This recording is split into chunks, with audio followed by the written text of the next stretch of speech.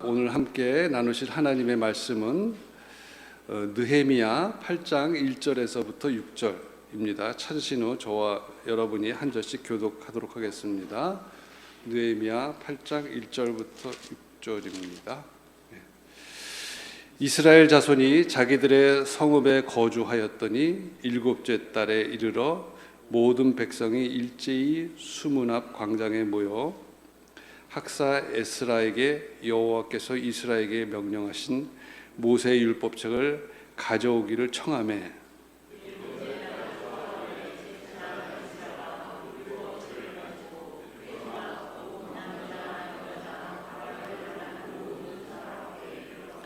수문 앞 광장에서 새벽부터 정오까지 남자나 여자나 알아들을 만한 모든 사람 앞에서 읽음에 뭇백성이 그 율법책에 귀를 기울였는데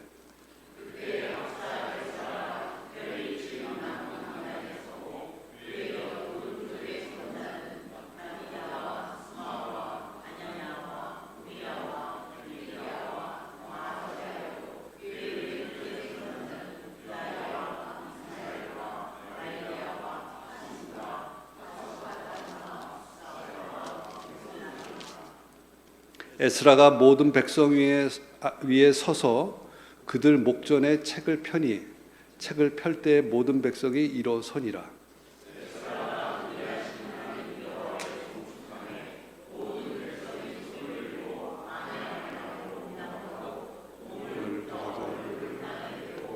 여호와께 경배하니라. 마도현 목사님께서 부흥의 징조라는 제목으로 말씀 전해 주시겠습니다.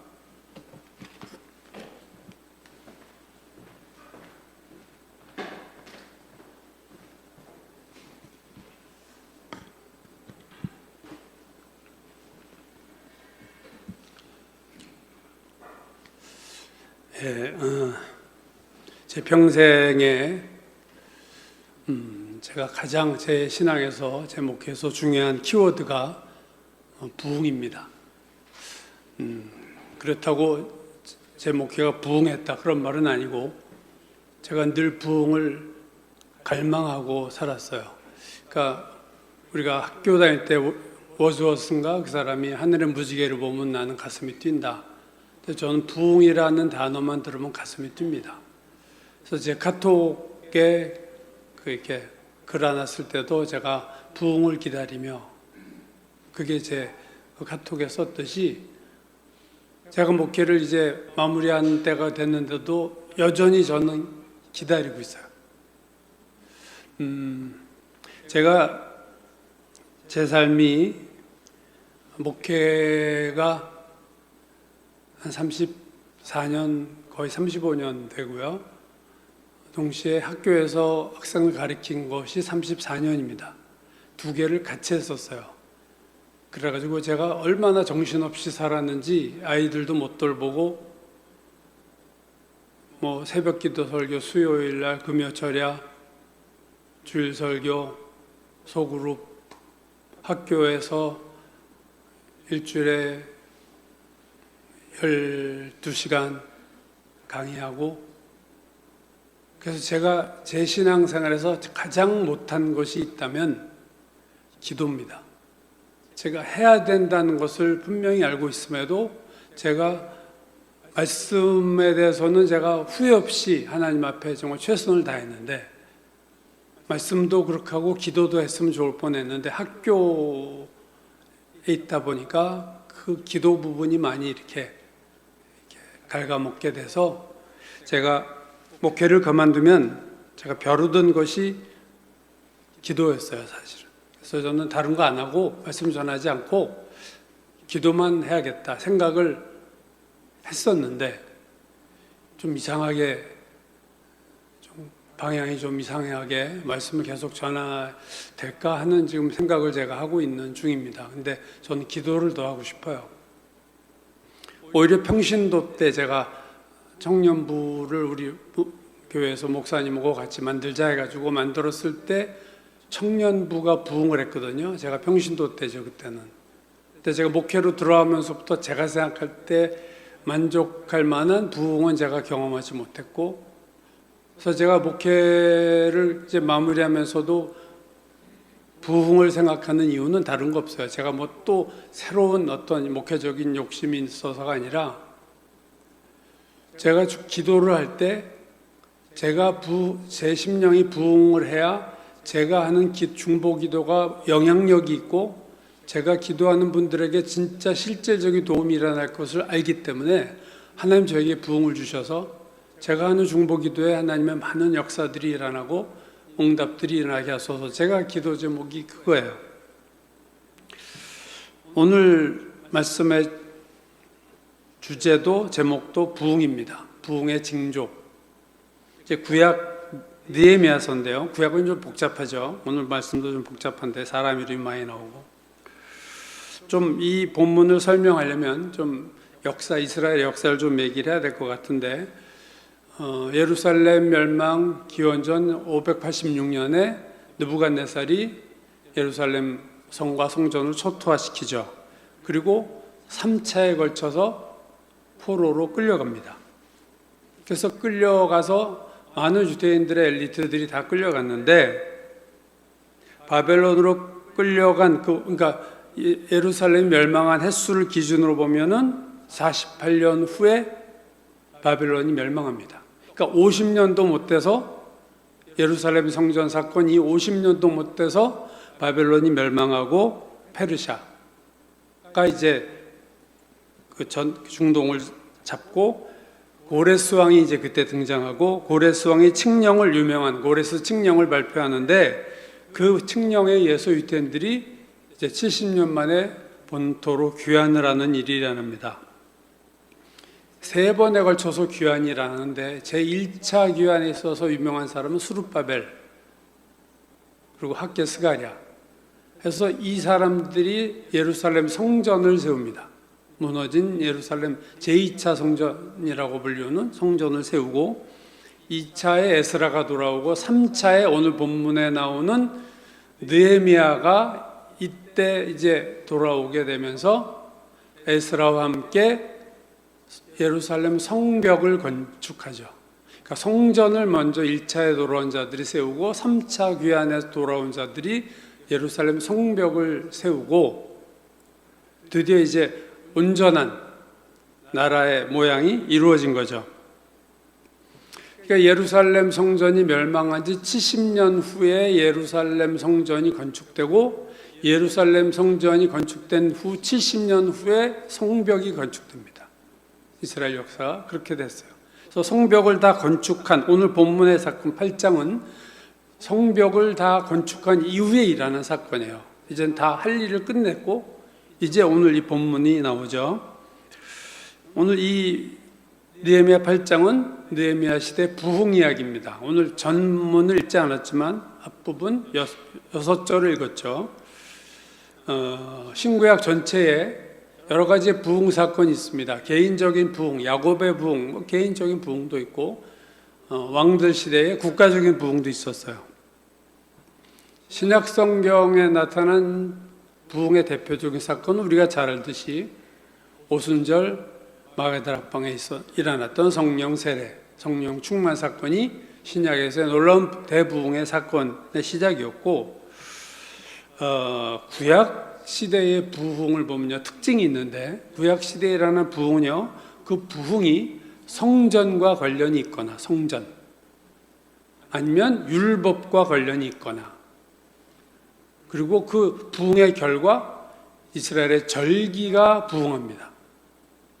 그러니까 성전, 율법 오늘날의 말씀이죠. 오늘의 말씀, 율법과 말씀과 절기, 예배, 부흥이 여기서 일어나요. 구약에 있어서의 대부흥은 다 여기서 일어났습니다. 모세가 시내산에 성막을 다 지었을 때, 출애굽기 마지막 장면은 성막을 완성해서 하나님 앞에 이제 봉헌할 때 임했던 하나님의 임재가 출애굽기 마지막을 장식하고 있습니다. 40장 33절에서 35절 말씀을 보면요, 모세가 이같이 역사를 마치니 34절, 구름이 회막에 덮이고 여호와의 영광이 성막에 충만하매 모세가 회막에 들어갈 수 없었으니 이는 구름이 회막 위에 덮이고 여호와의 영광이 성막에 충만하였다. 여호와의 영광이 충만했다. 그래서 모세가 회막에 들어갈 수가 없을 정도로 충만했다. 또 솔로몬이 성전 봉헌을 할 때 성전 봉헌 예배에서도 이와 같은 일이 일어납니다. 역대하 5장 13절 14절 13절 중간쯤 보시면 그때 여호와의 전에 구름이 가득한지라 14절 제사장들이 그 구름으로 말미암아 능히 서서 섬기지 못하였으니 이는 여호와의 영광이 하나님의 전에 가득함이었더라. 사람이 들어갈 수 없는, 제사장도 들어갈 수 없고 서 있을 수 없을 만큼 강력한 하나님의 임재가 예루살렘 솔로몬의 성전에 임했다 하는 거죠. 이때도 성전에 하나님의 임재가, 봉헌할 때 임재가 일어났고요. 요시야 왕 때 대붕이 일어났는데 그때도 성전을 수리하다가 율법책을 발견하고 그 율법책을 제사장이 요시야 왕에게 읽어주는데 요시야 왕이 가슴을 치면서 회개를 해요. 그 율법을 들을 때 옷을 찢으면서 회개를 하면서 백성과 모든 신하들을 모은 후에 그들 앞에서 우상을 다 부시고 종교개혁을 요시야 왕이 시작을 하죠. 그리고 대대적인 유월절을 지킵니다. 그러니까 항상 성전, 말씀, 절기 이런 패턴으로 구약시대에 부흥이 일어났어요. 히스기야 왕 때도 부흥이 한번 일어났는데 이때도 성전을 정화하던 중 계기가 돼서 거기서 제사를 드리고 유월절 절기를 지내는 히스기야 때의 부흥도 그렇게 일어납니다. 그러니까 구약 성경은 성전, 말씀, 절기 이게 아주 공식화된 패턴이에요. 그러니까 하나님이 어디서 역사하시는가, 어떤 때 역사하시는가를 보여주는 되게 의미 있는 사건이다 그렇게 봅니다. 자, 그럼 이제 오늘 본문의 느헤미야 시대의 부흥은요 좀 다릅니다. 좀 특이해요. 이 부흥은 오늘 느헤미야 시대의 부흥도 말씀에서 시작이 돼요. 1절 보시면 모든 백성이 일제히 수문 앞 광장에 모여 학사 에스라에게 여호와께서 이스라엘에게 명령하신 모세 율법책을 가져오기를 청하매. 자, 율법책을 가져다 달라 하고 하나님의 말씀을 가져다 달라 하는데 오늘 본문에 보면 백성이 일제히 모여서 율법책 가져달라 했는데 일제히라는 이 단어의 영어 번역들을 보면요 킹 제임스나 NIV나 NASB 같은 성경들이 as one man 이렇게 썼어요. 한 사람처럼. 그들이 일제히라는 단어를 한 사람처럼 똑같은 마음으로 일심으로 율법책 가져달라. 뭐 몇 사람의 얘기가 아니라 모든 사람이 똑같이 한 사람이 하는 것처럼 율법책을 우리에게 가져다 달라. 이렇게 요청했다는 거죠. 그래서 가져다 달라니까 오늘 가져와서 에스라가 백성 앞에서 읽죠. 2절 3절에요.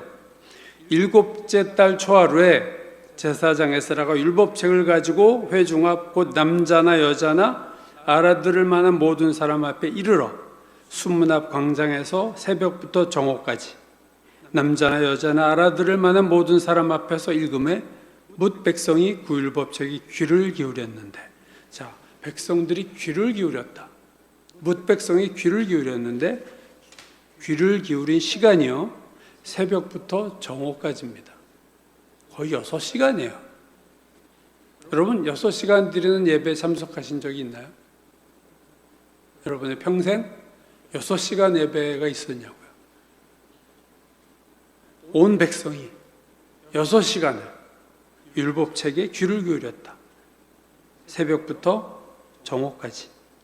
5절 6절 보시면요 오늘 보면 에스라가 모든 백성 위에 서서 그들 목전에 책을 펼 때에 모든 백성이 일어서니라. 누가 시키지도 않은 거예요. 일어서니라. 에스라가 위대하신 하나님 여호와를 송축하며 모든 백성이 손을 들고 아멘 아멘 하고 응답하고 몸을 굽혀 얼굴을 땅에 대고 여호와께 경배하니라. 자, 모두 일어서서 에스라가 하나님을 찬양할 때 그들이 손을 들고 거듭거듭 아멘 아멘 화답하면서 몸을 굽혀서 얼굴을 땅에 대고 하나님을 예배했다. 자, 6시간 동안 듣는 자세가 그냥 의자에 앉아서가 아니고 일어서서. 그래서 몸의 반응이 놀랍잖아요. 입으로는 아멘 아멘 하고 몸으로는 엎드리고 할 수 있는 한 모든 자기의 몸을 동원해서 그 반응을 하는 것을 볼 수 있습니다. 자, 그래서 이제 다 읽어준 다음에 에스라가 그 다음 단계가 되게 중요한데 레위 사람들이 그 말씀의 의미에 대한 설명을 합니다. 7절 중간부터 8절까지 보시면요, 레위 사람들은, 자, 에스라가 이제 읽어주고, 레위 사람들은 백성이 제자리에 서 있는 동안 그들에게 율법을 깨닫게 하였는데, 자, 율법을 깨닫게 하였는데 하나님의 율법책을 낭독하고 그 뜻을 해석하여 백성에게 그 낭독하는 것을 다 깨닫게 하니. 그러니까 말씀을 읽고 듣는 것도 중요하지만 그 의미를 해석하는 것이 결정적으로 중요한 거예요. 해석. 그러니까 말씀을 올바르게 해석하는 것은 아무리 강조해도 지나치지 않습니다. 말씀을 읽고 해석하는 건 오늘날에 비하면 설교죠. 해석을 해주는 거는. 그러니까 설교에는요, 여러 가지 요소들이 들어가죠. 우리 시대에 일어나는 시사적인 얘기도 하고 예화도 들어가고 개인적인 경험도 얘기하고, 그러나 설교에서 가장 중요한 것은 말씀에 대한 해석입니다. 설교에서 말씀의 해석이 약화되고 다른 부분들이 설교의 대부분을 차지하게 되면 사실은 이런 깨달음이 오기가 어려운 거죠. 해석이 약화되면 교인들은 설교를 많이 들어도 계속 무지한 상태, 영적으로 무지한 상태가 계속될 수밖에 없어요. 저는 설교에서 해석을 많이 해야 된다고 생각하는 입장이고요. 또 설교자가 주관적인 해석을 하거나 잘못된 해석을 하는 경우는 교인들이 또 잘못된 신앙으로 가요. 참 어려운 것이죠. 해석을 안 하는 설교도 문제지만 해석을 잘못한 설교는 또 더 심각한. 그래서 목회자가 성경을 정확하게 올바로 깨닫는 자가 되었을 때 사실은 설교를 해야 됩니다. 그렇지 않고 설교를 막 하기 시작하면 타이틀이 있다고 대책 없는 경우를 저는 너무 많이 봤어요. 제가 저희 교회 후임을 정하려고 여러 목사님들을 초청해서 설교를 들어봤을 때 제가 계속 들으면서 야, 이렇게 해석이 다를 수 있구나. 제가 아주 되게 놀랐어요. 그리고 어떻게 해석을 저렇게 하지? 비약된 해석을 저렇게 할 수 있을까? 어떻게 주관적인 해석을 저렇게 할까? 제가 다른 목사님 설교를 안 듣다가 우리 교회를 위해서 이렇게 듣다 보니까 좀 놀랐어요, 사실은. 우리가 로마서 10장에서 믿음은 들음에서 나며 들음은 하나님의 그리스도의 말씀이다. 그러니까 그리스도의 말씀을 들을 때 믿음이 생기는 거지, 세상 이야기하는 설교를 들었다고 믿음이 생기는 거 아닙니다. 오늘 레위인들이 백성들에게 율법을 해석해 줄 때 여러분 사사로운 이야기를 했을 것 같으세요? 그렇지 않죠? 율법을 그냥 해석해 준 거예요. 율법을 낭독한 후 그 뜻을 해석했다. 그 율법의 뜻을 해석했다. 그때 백성들이 율법을 깨닫게 됐다. 깨달은 백성들의 반응은 오늘 본문보다 뒤에 있어요. 9절인데요. 백성이 율법의 말씀을 듣고 다 우는지라. 다 웁니다. 다 울어요. 그들이 왜 울었을까? 율법을 해석해주고 뜻을 깨닫게 해주니까 아, 그렇구나. 깨닫고 그들이 울었다. 이 율법을 그들이 해석해준 레위인들의 해석이 감성을 자극했을까? 전 그렇게 생각하지 않아요. 율법이 감성적인 내용이 없습니다. 우리가 이미 구약성경 보고 있듯이 감성적인 말씀이 아닌데 그들이 왜 울었을까? 깨닫고 울었는데 뭘 깨달았었을까 하는 거죠. 그들이 깨달은 게 뭐였을까? 그들이 율법 말씀의 뜻만 깨달았다면 울 이유가 전 없었을 거로 봅니다. 아, 그런 의미였구나.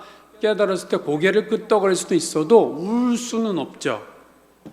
그들이 깨달은 것은 율법 말씀만이 아니라 자신들의 죄도 깨달은 거예요. 그 말씀을 올바로 해석해 줄 때 그 말씀을 깨달으면 바로 자기의 죄를 깨달음으로 연결이 돼야 되고 그렇게 된 거죠. 그 말씀의 의미를 깨달음을 통해 자신의 죄된 삶을 내가 정말로 죄된 삶을 살았구나를 깨닫게 됐을 때 그들이 울기 시작한 거예요. 여러분, 말씀 앞에서 우는 거는요, 제가 제 경험을 봐도 그렇고 또 다른 분을 봐도 그렇고 어떤 교회의 역사를 봐도 그렇고요, 말씀을 깨닫고 우는 거는 복된 거예요. 그리고 그 눈물은 보석과 같은 거다. 저는 그렇게 생각합니다.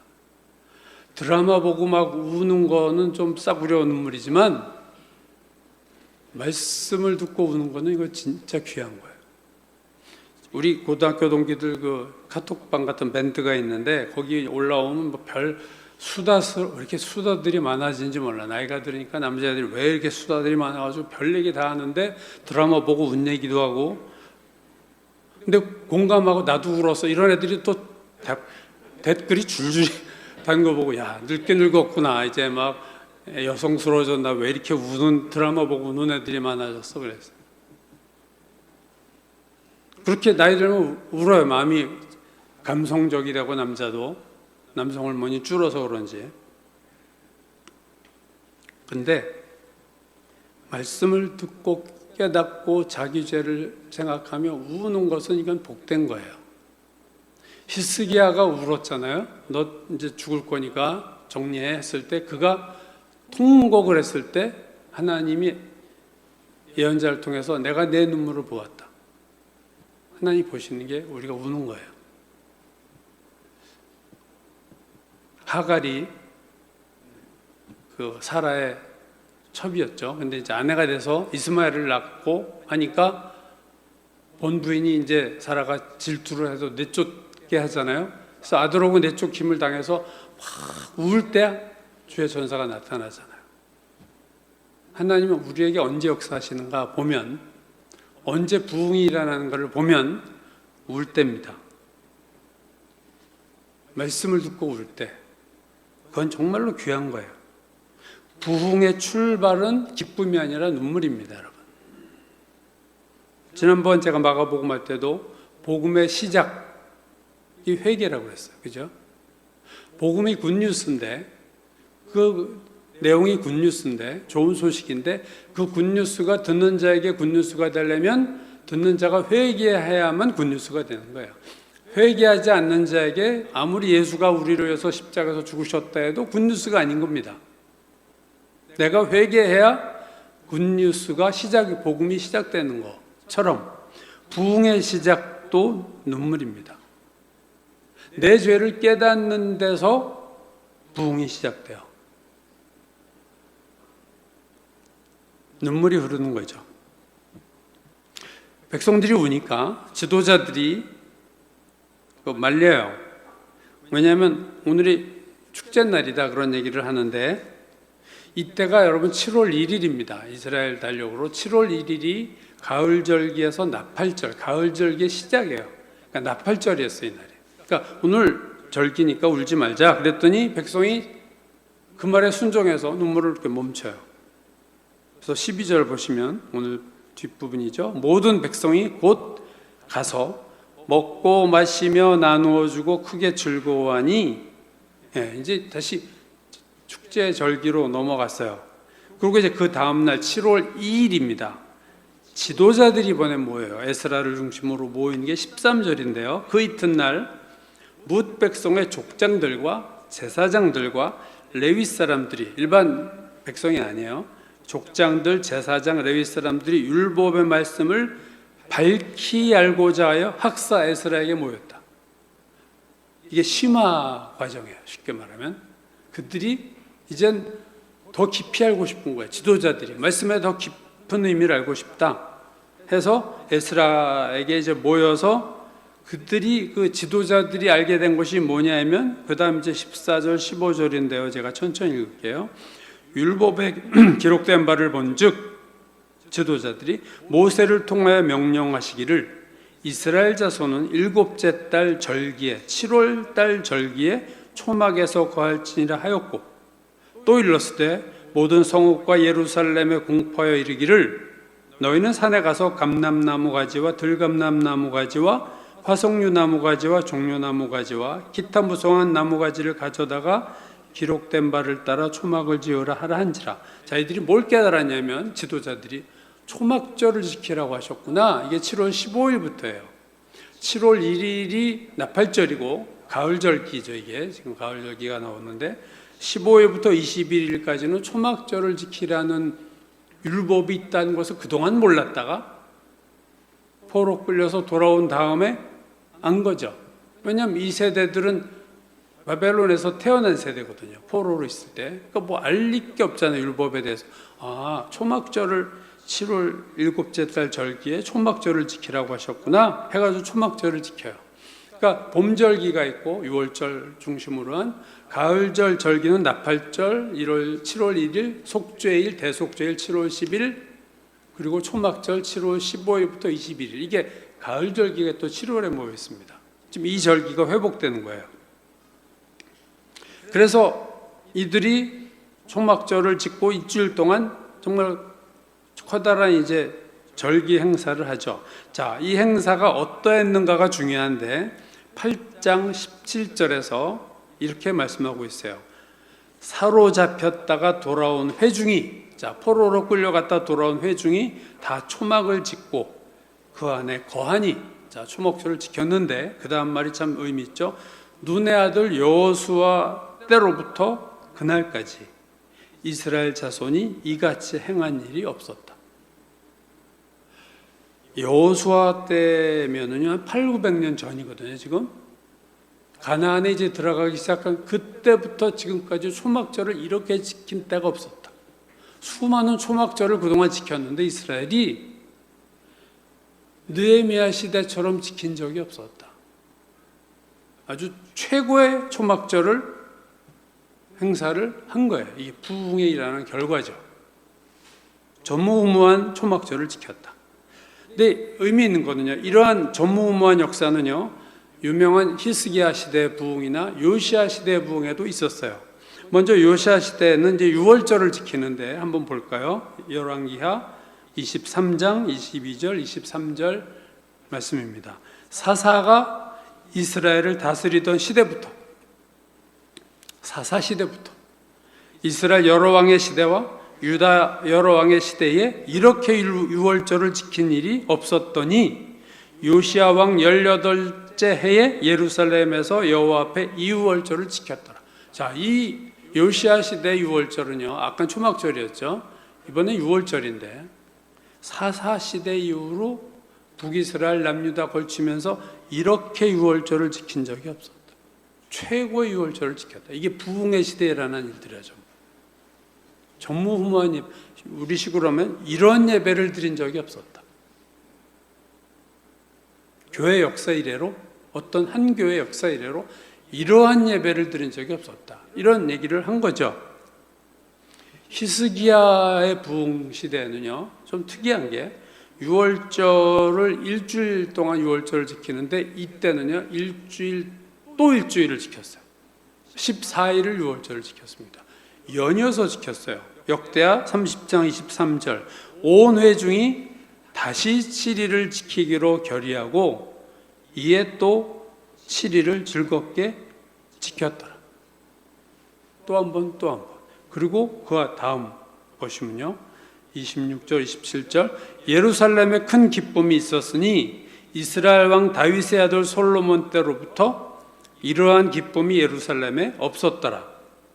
그때 제사장들과 레위 사람들이 일어나서 백성을 위하여 축복하였으니 그 소리가 하늘에 들리고 그 기도가 여호와의 거룩한 처소 하늘에 이르렀더라.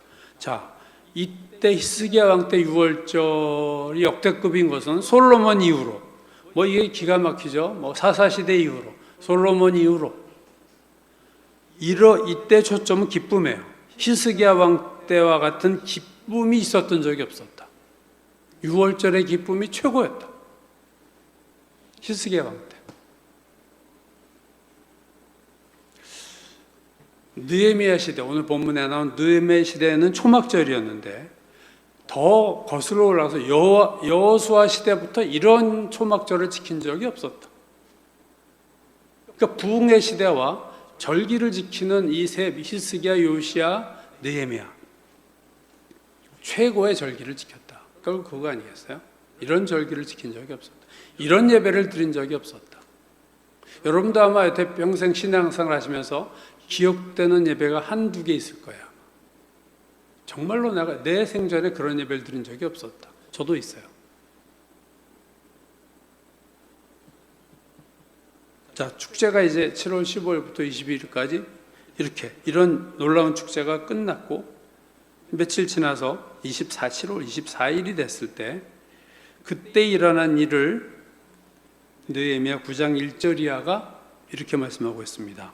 그달 29날에 이르러 7월 24일에 이스라엘 자손이 다 모여 금식하며 굵은 베옷을 입고 티끌을 무릅쓰고, 이제 절기 다 끝났으니까 그때 울다가 멈춘 걸 다시 하는 거예요. 말씀을 듣고 깨닫고 울었는데 야 절기에 울지 마 해서 눈물 닦고 절기 지켰는데 이제 끝났잖아요. 이제 다시 그때로 연결시켜서 시점 다시 과거로 돌아가서 그때로 돌아가서 굵은 베옷 입고 티끌이 무릅쓰며 모든 이방 사람들과 절규하고 서서 자기의 죄와 조상들의 허물을 자복하고 이날의 4분의 1, 낮 4분의 1, 한 3시간 되겠죠? 그 자리에 서서 하나님 여호와의 율법책을 낭독하고 낮 4분의 1, 또 3시간이에요. 죄를 자복하며 그들의 하나님 여호와께 경배했다. 그때는 울다가 말았는데 이제는 구체적으로 운 다음에 뭐래요? 회개해야 될 거 아니에요. 회개하는 거예요. 회개를 하는데 율법을 낭독하는 시간 3시간, 죄를 회개하는 시간 3시간, 6시간. 미뤄졌던 회개를 이제 완전히 뿌리 뽑는 회개를 하는 거죠. 그리고 결단까지 했어요. 이방인과의 교제를 안 하겠다. 그럼 결단까지 가고. 그러니까 앞에서도 처음 율법 듣고 깨달을 때도 6시간 동안, 회개하는 이 두 번째 미팅에도 6시간 동안. 이건 대단한 역사라고밖에 할 수 없어요. 이렇게 모여서 이렇게 예배하고 말씀 듣고 회개하는 것은 정말로 인간의 힘으로 할 수 있는 게 아닙니다. 여러분, 구약시대 모든 부흥들은요, 그 부흥의 주체가 지도자였습니다. 모세가, 여호수아가, 사사들이, 그들이 중심이 돼서 신앙이 새롭게 됐어요. 미스바 대부흥, 사무엘, 미스바로 모여라. 그래서 다 모였잖아요. 다윗과 솔로몬 시대도 이 두 사람의 중심으로 부흥이 일어났죠. 솔로몬의 성전 봉헌, 이것으로 부흥이 일어났어요. 전부 북이스라엘은 뭐 부흥이 없었다고 보고 남유다에 있어서, 남유다도 아까 봤듯이 요시야, 히스기야 왕들이 다 주도했어요. 그러니까 지도자들이 주도했던 부흥이었습니다. 근데 오늘 본문에 나온 느헤미야 시대의 부흥이 독특한 것은 느헤미야나 에스라가 주도한 부흥이 아니었다는 거예요. 이스라엘 백성으로부터 일어난 부흥입니다. 이 부흥은. 모든 구약의 부흥은 위로부터 아래로 부흥이 일어났어요. 우리가 탑다운 방식이라는 표현을 많이 쓰는데, 위에서 아래로 부흥이 일어났는데, 느헤미야 시대의 부흥은요, 밑에서 위로 올라가는 부흥입니다. 백성들로부터 지도자들까지 다 이렇게 연결이 되는. 물론 에스라나 느헤미야나 레위인들이 중요한 역할을 했지만 이 부흥의 시작이 백성들이었어. 율법책을 갖다 달라고 요청을 누가 했냐면 백성들이 했거든요. 오늘 1절에서 보시면 갖다 주면서 우리 하자가 아니라 백성들이 율법책을 우리에게 갖다 달라. 그래서 에스라가 가져온 거예요. 부흥의 시작이 백성들이었습니다. 어떻게 이런 일이 있었을까? 백성들이 어떻게 먼저 이렇게 됐을까? 바벨론의 포로로 끌려간 지 거의 150년이 지났습니다. 그동안 하나님의 말씀도 들은 적이 없고 절기를 지킨 적도 없고, 그러나 들어 소문으로 알고 있던 과거의 영광된 사건들, 거기에 대한 그들의 갈망이 있었던 거예요. 강렬한 열망. 그거 알고 싶다. 그 옛날에 놀라운 하나님의 역사가 있었다는데 그 역사가 우리가 간데 없지 않냐. 우리 이렇게 처참하게 망가졌는데 이제 다시 하나님 말씀을 우린 듣고 싶다 하는 영적인 갈망이 있었어요. 자, 성전도 지어졌고 예루살렘 성전 1차 포로기에 나가는 사람들이 3차 자기들이 와서 성벽까지 졌어요. 이제는 안전해요. 성전 예배가 안전해졌어. 성벽을 졌기 때문에. 자, 하드웨어가 다 된 거예요.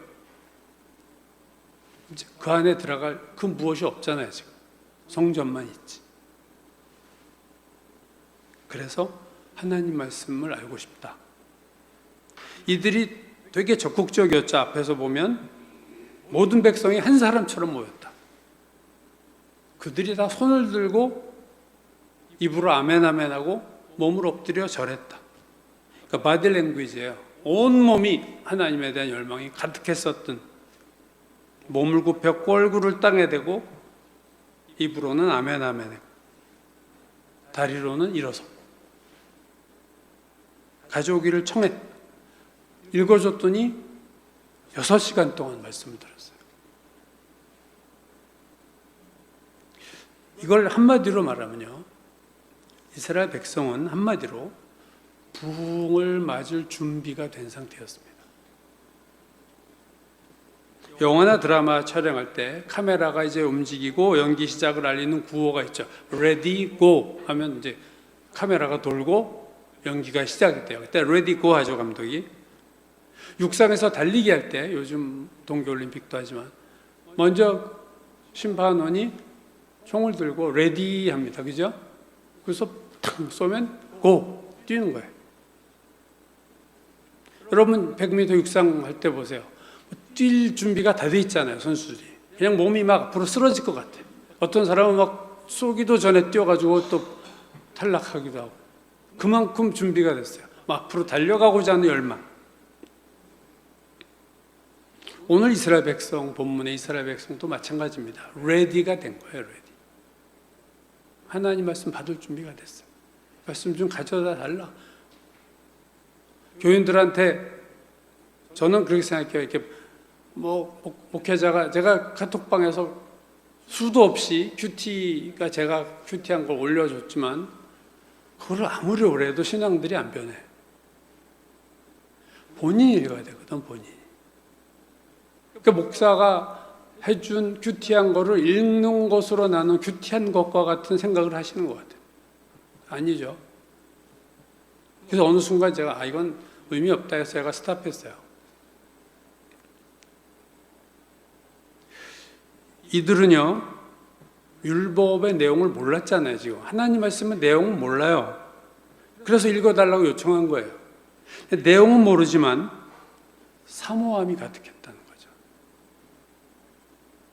여러분, 단지 말씀을 많이 안다고 부흥을 경험하는 게 아니에요. 사모하는 자가 부흥을 경험합니다. 사모하는 자가 부흥을 경험해요. 말씀을 별로 알지 못해도 말씀을 듣고 싶은 마음이 가득할 때 하나님은 그 심령을 부흥케 하십니다. 오늘 이 이스라엘 백성이 부흥한 거죠. 복음서에 보면 마태, 마가, 누가가 다 쓴 얘기죠. 12해 동안 혈루병을 앓던 여자가 있었어요. 그래서 제자들과 뒤에 이제 쫙 사람들이 얼마나 몰켜들었어요. 예수님 보고 걸어가시는데 이 여자가 예수님 뒤로 와서 겉옷을 살짝 만졌다. 예수님도 몰랐어요. 사실은 그걸 누가 알겠어요. 근데 예수님 발을 딱 멈추시고 누가 내 옷에 손을 댔냐? 이렇게 물으시죠. 근데 제자들이 이렇게 말해요. 주님, 지금 한두 명의 뒤를 보세요. 지금 수많은 사람들이 지금 붙어 다니는데 무슨 말씀하세요? 한두 사람이 손을 댔겠어요? 주님, 뭐 누가 내 옷에 손을 대냐? 이건 무슨 말씀이세요? 지금 그럴 상황이 아니잖아요. 그랬더니 이렇게 예수님이 대답했어요. No, 아니다. 내 옷에 손을 댄 자가 있다. 그 증거가 뭐냐? 내게서 능력이 나갔느니라. 이렇게 얘기하셨어요. 나에게서 능력이 나갔어. 누가 된 건 모르셨는데 능력이 나간 걸 하신 거죠. 부지불식간에 수많은 사람들이 예수님의 옷자락을 만졌을 것이고 어떤 사람은 의도적으로 만졌을 수도 있을 거예요. 이 겉옷을 한번 만져보려고. 근데 예수님 말씀하신 내 옷에 손을 댄 자가 있다 할 때는 한 사람이었고 그게 바로 12해 동안 혈루병을 앓던 그 한 사람이었습니다. 그 여자가 예수님의 옷자락에 손을 댔을 때 예수님이 능력이 나간 것을 아셨어요. 여러분, 이 사건은 참 놀라운데 예수께서 대부분의 경우 그렇게 하세요. 누구에게 안수를 해서 병이 낫죠. 근데 여기는 예수님이 전혀 의도하지 않았는데 병이 났어요. 뒤에 옷자락 잡아서 난 거예요. 예수님이 그 여자 고쳐줄 생각도 전혀 안 했는데 본인이 와서 만져가지고 치유의 능력이 나간 거죠. 예수님이 의도가 없었어요. 이 여자를 고치겠다라는 의도도 없었고 고치려고 했던 생각과 행동, 안수도 안 하셨는데 병이 났다.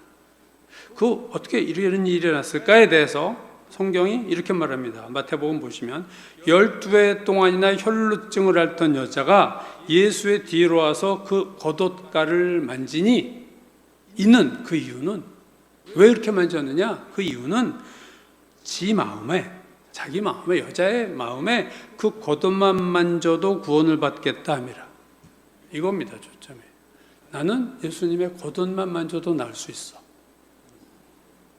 라는 믿음이 있었다. 그러니까 이 여자는 치유될 상태, 준비가 돼 있는 거예요. 레디가 된 상태입니다. 이 여자는. 난 이런 여자들이 이런 사람이 병이 날 준비가 된 거죠. 자기가 만져서 고친 거예요. 예수님이 사후에 하신 거예요. 능력이 나갔네? 그럼 누가 만졌다는 얘기인데 누구야? 이렇게 물어본 거죠. 내 믿음이 너를 구원했다. 여자에게 예수께서 하신 말씀이 뭐죠? 우리 지방에 목사님이 한 분 있어요.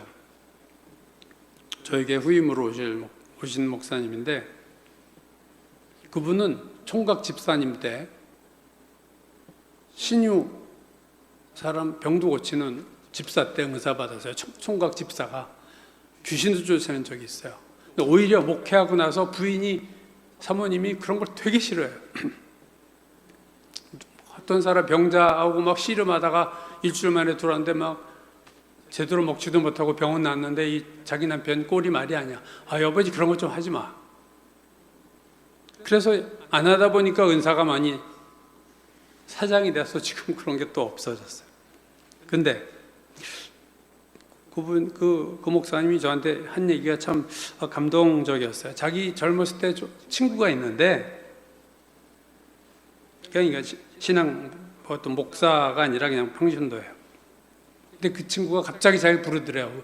야, 왜 그래? 했더니 우리 엄마 이제 병원 응급실에 있는데 이제 돌아가실 때가 다 됐어. 그래서 좀 네가 와서 기도 좀 해주라.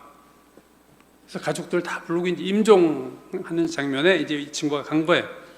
그러니까 막 숨을 헛떡거리고 있고 병원에서도 이제 가족들 뭐 이제 더 쓸 게 없습니다. 이분 돌아가십니다. 그러니까 마지막 인사하세요. 해가지고 이제 가족 들어왔고 목사가 하나 와야 되니까 친구 목사 부른 거죠. 야, 네가 좀 와서 기도 좀 하지, 막 기도해줘. 그래서 기도를 해줬대. 그 이제 집에 왔는데 저 여자나 저자나 이제 죽었을 텐데 왜 연락을 안 해, 이놈이? 연락을 안 해더래, 자기한테. 장례식이니까 와. 이 얘기를 자기한테 제일 먼저 해야 되는데 도무지 연락을 안 하길래 화가 나가지고 얘가 뭐 아쉬울 땐 불러대더니 이놈이 돌아가니까 나한테 연락도 안 해. 아주 전화해서 야, 너 어떻게 된 거야? 이거 나 왜 연락 안 해? 그랬더니 그 친구 대답이 재밌어. 어머니 났어. 다 났어. 그래가지고 더 화가 나더래. 뭐야 이건 또. 연락을 해줘야 될 거 아니야, 가부간에. 그래서 이제 어머니 좀 한번 내가 뵈러 갈게 하는데 어머니 하실 말씀 있다고 너를 좀 부르신다. 그랬더니 갔더니 가족들을 다 모아놨대요. 가족들 다 모아놓고 이제 이 친구가 이렇게 들어갔더니 보통 때는 아무개야 이렇게 불러서 아들 친구니까. 근데 그날은 이 목사님 이쪽에 앉으시죠. 자기한테 깍듯하게 경호를 붙이면서 앉으라고 깜짝 놀래가지고 어머니 왜 그러세요? 괜찮아요? 평소처럼 하세요. 이 목사님 앉으시라고. 그랬더니 이분이 자기 얘기를 하는 거예요. 자기가 중환자실에서 숨을 헐떡거리고 있을 때 이제 죽는구나 생각을 하면서, 근데 무슨 생각을 했냐면 이런 생각을 했다는 거예요. 지금 목사님이 오셔서 나를 위해 기도해 주면 내가 살 수 있을 것 같다. 목사님이 와서 나에게 기도해 주면 내가 살 수 있을 것 같아. 그렇게 생각하고 있는데 이 목사가 간 거죠. 그래서 기도해 준 거예요. 잠시 후에 일어난 거예요. 가족들이 깜짝 놀란 거죠. 임종맞이하러 다 불러다 왔는데 살아난 거예요. 10년 더 사셨대요. 그래서 우리 이 목사 그분이 얘기하는 거예요. 그 어머님이 어떻게 살아날 수 있었을까 하는 것은 자기가 기도해 준 것보다는 살아날 믿음을 갖고 있었다는 거예요. 어떤 목사님이 와도 나한테 기도만 해주면 난 살 수 있어, 이거였어요. 이 목사를 부른 게 아니라 목사님이 기도해주면 난 살 수 있다는 믿음이 있었던 거죠. 그 믿음으로 살아난 거예요. 하나님이 그 믿음으로 살리신 거예요. 10년을 더 살게 하신 거예요. 그 어머니가 병이 날 준비가 된 거죠. 오늘 느헤미야 시대에 이스라엘 백성의 부흥을 경험한 것도 아래서부터 위로의 부흥이라는 건데, 그 이유는 그들이 부흥을 체험할 준비가 돼 있었던 거예요. 누가 이렇게 탁 건드리면 터질 준비가 된 거예요. 이렇게 건드려만 줘, 누가 나를 터질 거야. 율법에 무지했는데 가장 중요한 것 갈급함입니다. 말씀에 대한 갈급함, 사모함. 오늘 한국교회 상황을 보면요, 큰 교회도 청년들이 별로 없더라고요. 작은 교회도 없지만 문제는 대형 교회에서도 특정한 몇 교회 빼고는요, 청년부가 깜짝 놀래요. 막 몇천 명 모이는데 청년부가 30명. 이 교회에서 청년이 30명이라고? 그 통계자를 보면요, 우리나라 가나안 신자 아시죠? 안나가 교인, 유튜브로 예배드리는 교인, 교회 출석을 안 하는 교인이 30%. 되게 많아요. 제가 아는 집사님 얼마 전 길에서 만났는데 여자 의사분인데요, 거기도 가나안 교인이 됐어. 그냥 유튜브 중에서 특정한 한 목사님을 좋아서 듣는데, 제가 그 목사님 누구예요? 그랬더니 그 목사님은 다원주의 목사예요. 또 하필 또 거기를 듣고 있어. 다원주의고 복음적이지 않은 목사님인데, 유명 목사는 타고 있지만 제가 그분을 개인적으로 아니까. 그분도 가나안 교인, 아이들 다 교회 안 나가, 교회 다니는 애들. 여러분, 그 통계 자료 보니까요, 20대 아이들 2017년에 그 20대 젊은 애들 중에 21%였습니다. 교회 나가는 애들이 20대가 21%, 5분의 1이 교회 나갔어요. 5년 후 2017년에서 2022년 조사로 해보니까 5년 만에 11%로 줄었어요. 21%가 11%로 줄었어요. 반토막이 났어요. 그러니까 20대 중에서 교회 나간 애가 10%, 10명 중 하나만 나간다는 거예요. 몇 년, 이게 22년이니까 지금 26년 아닙니까? 지금은 아마 한 자리일 수도 있어요. 미전도 종족이냐 아니냐를 판단하는 기준이요, 2%입니다. 2% 이하면 미전도 종족으로 분류를 해요. 근데 우리 지금 대한민국의 청년들이 한 자릿수로 지금 갔을 거로 여겨지는 거죠. 예수 믿는 크리스찬이 10% 아래로 떨어졌을 거로 좀 보는데, 우리 몇 년 지나면 한국이 미전도 종족 수준으로 가지 않을까. 지금처럼 주일학교가 없고 중고등부가 그렇게 약화되고 청년들이 안 모이는 이 상황이 10년, 20년 지나면, 지금 청년이 교회 주역이 됐을 때쯤 되면, 저는 둘 중에 하나로 보는데, 이렇게 한국교회가 바싹 영적으로 가물었는데 둘 중에 하나로 봅니다. 하나는 이렇게 하다가 한국교회가 사장되는 거 아니면, 그러나 하나님이 살아계시니까 부흥을 주시지 않을까. 부흥은 바싹 말랐을 때 경험하는 거예요. 한국교회가 어중간히 괜찮음, 성장하면요 절대로 갈급한 마음이 안 생기죠. 지금 대형교회 목사님들은 갈급한 마음이 없어요. 왜? 꽉 차니까 자기 교회가.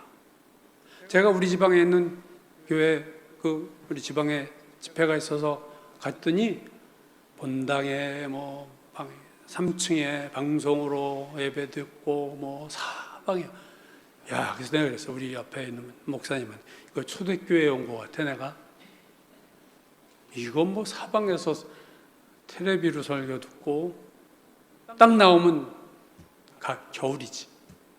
그 교회 가면 봄 같아.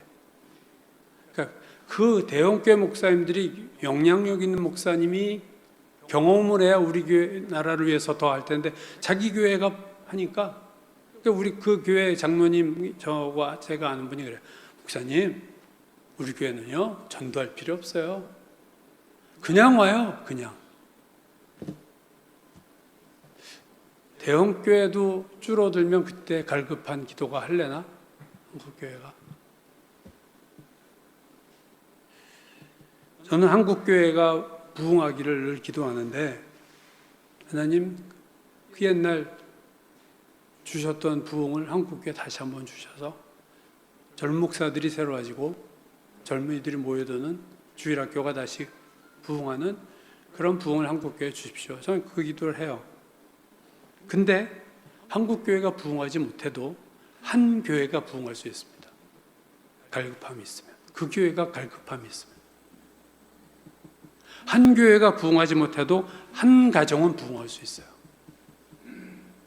그렇죠? 한 가정이 부흥 못해도 한 사람은 언제든지 부흥할 수 있어요. 갈급함이 있는 한 사람을 심령 부흥을 허락하십니다. 우리에게 문제가 있는 거예요. 하나님의 문제가 있어서 부흥이 없는 게 아니고 오늘 우리에게 얼마나 우리가 성경 공부를 많이 했어요. 한때는 기도만 하던 한국교회가 이제 말씀까지 들어가서 지금 또 기도가 약화되긴 했지만 어쨌든 다 할 거 하는데 갈급함이 없다. 한국교회가 세속적이어서 내가 속한 교회가 문제가 많고 목사님의 설교가 별로고 내가 말씀을 다 알지 못해서 부흥하지 못하는 게 아니라는 거예요. 내 안에 갈급함이 없는 게 제일 큰 문제라는 거예요. 갈급함이 있으면 어떤 설교를 들어도 은혜 받습니다.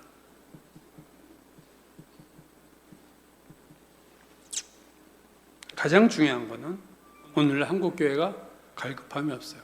유튜브로 일주일에 설교를 그렇게 많이 들어도 절대로 부흥 못합니다. 그렇게 아주 그냥 눈만 높아지고 귀만 높아지고 말씀 소화도 못하면서 부흥의 징조는 성경 지식도 아니고 내가 지금 기도하고 있다도 사실은 아니에요. 사모함입니다. 오늘 느헤미야 시대의 부흥, 이들은 율법을 몰랐지만 가져달라. 읽어서 해석하니까 다 울어. 6시간이나 들어. 이 갈급함이죠. 모든 모험 바디랭귀지 이게 다 갈급함이에요. 한 단어로 갈급함입니다. 준비가 돼 있다는 거예요. 예수를 오래 믿지 않은 초신자가 더 부흥을 경험할 때가 있어요. 확률적으로는 더 많아요. 그냥 받아들이니까. 순수하니까. 시편 130편 우리가 잘 아는 거죠. 내 영혼이 여호와를 기다리나니 파수꾼이 아침을 기다림보다 내 영혼이 주를 더 기다린다. 이렇게 자신할 수 있어요. 파수꾼보다 내가 주의 말씀을 더 기다려. 그건 교만이 아니잖아요. 자기가 그렇게 사모하는 거예요. 제가 군대에서 보철 쓰는데 쫄다 보니까 보철 안 바꿔줘. 다 자 그냥. 깨워도 안 일어나 고참이. 말뚝으로 서요. 11시부터 새벽 6시까지 혼자 씁니다. 부엉이도 보고 부엉이도 날 쳐다보는지 그때 새벽을 기다리는 게 뭔가 그때 알았어요. 제가 추운 겨울에 보철 쓰는데 미치겠어. 바른 실이 없고 누가 좀 바꿔주면 안 일어나. 의도적으로 고참들이. 그래서 새벽에 오는 방법밖에 없어. 내가 여기서 면제되려면 그때 제가 이제 이 구절을 생각했어요. 파수꾼이 아침을 기다리는구나. 보초 쓰는 사람이 기다리는. 근데 그것보다 더 기다리는 거예요. 하나님을 더 기다리는. 참으로 파수꾼이 아침을 기다림보다 더하다. 이거 진짜야. 내가 더 사모하고 있어, 파수꾼보다. 이 사람은 아마 파수꾼도 했던 사람 같아. 내가 그때보다 더 기다려, 하나님 말씀을. 이런 사모함이 있으면 된 거예요. 그 사람은 반드시 부흥 경험합니다. 그 사람이 뭐 지식이 상관없어요. 예수 얼마나 오래 믿었는가 상관없어요. 사모함이 없으면 성경을 통독하고 걸어다니는 성경책이 돼도 안 되는 거죠. 오늘 저는 저부터 하나님 말씀에 대한 사모함이 다시 불일 듯 일어나기를, 나를 위해서도 그렇게 기도하지만 우리 모두를 위해서, 또 여러분도 여러분 스스로를 놓고, 우리 교회를 놓고, 우리 가정 자녀들을 놓고, 그 아이들이 하나님 사모함을 주십시오. 갈급함을 주시고, 목마라 다 말라 비틀어진 시들은 영혼처럼 돼서 하나님 아니면 안 됩니다 하는 그 갈급함이 나에게 일어나고, 예루살렘에서부터 퍼지듯이 나에게 일어나고, 우리 가족들에게 일어나고, 우리 교회 일어나고, 한국교회 일어나기를 우리가 기도할 때 하나님이 이 시대에 한국교회에 새로운 부흥을 반드시 주실 줄로 믿습니다. 기도하겠습니다. 아버지 하나님, 우리를 도우시고 우리를 용서하시고 하나님 말씀보다 세상을 더 사모했던 저희를 회개합니다. 주님, 다시 주님을 사모하고 말씀을 사모함으로 돌아갈 수 있는 저희들의 심령이 되도록 성령님 인도하여 주옵소서. 예수님 이름 받들어 기도드렸습니다. 아멘.